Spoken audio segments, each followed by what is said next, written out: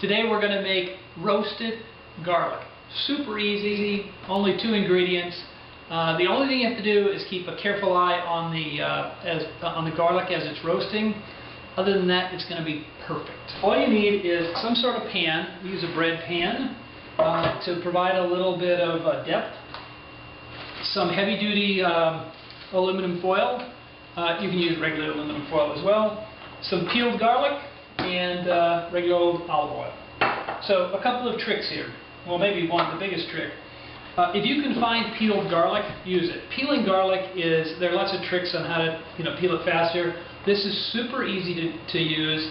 I'd always try to have a little bit of this on hand. They don't last forever, so as soon as you get them, try to use them within a day, a couple of days, or maybe even a week.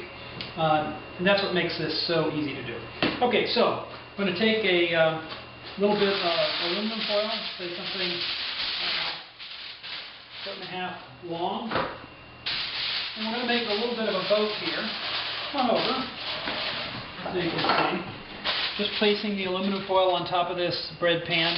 Like I said, anything works. You might not even need a bread pan, but sometimes the olive oil, which is what we're going to roast the garlic in, leaks, and so it's good to have it inside of something.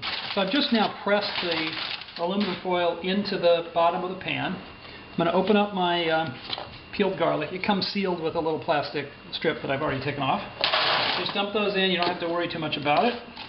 These are handy little things to have, so you might want to keep it. And then drizzle olive oil in there.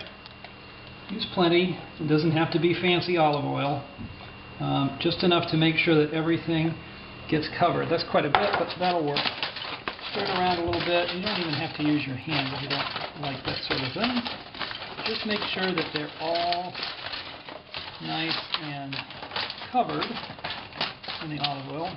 Sort of get them in the center. And then you're going to want to kind of fold this together at the top and just fold it over once or twice.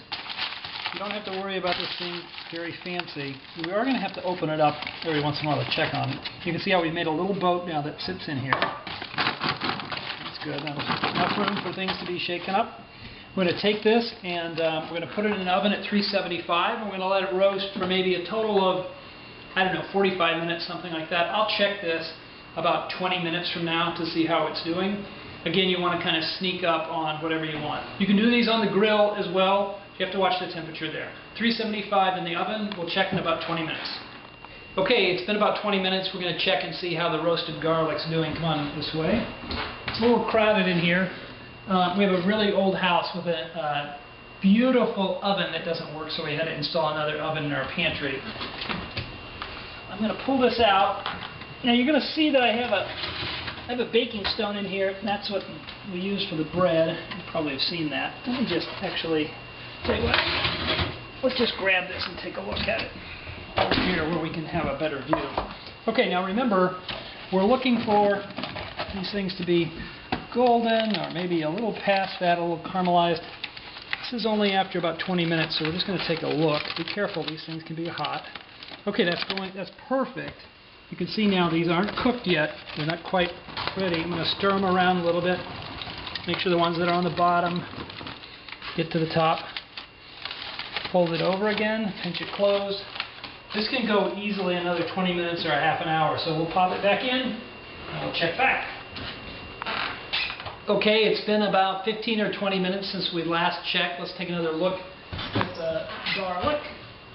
Pull this out. See that some of the oil has leaked out of the container, which is, I think that's probably pretty close.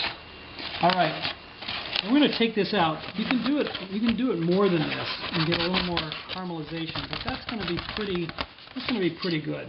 So if you like it darker than that, have at it.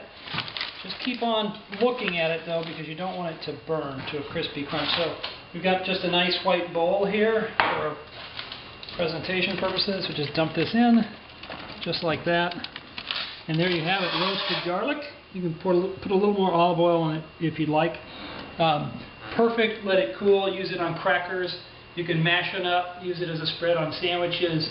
Just really handy to have around. Enjoy!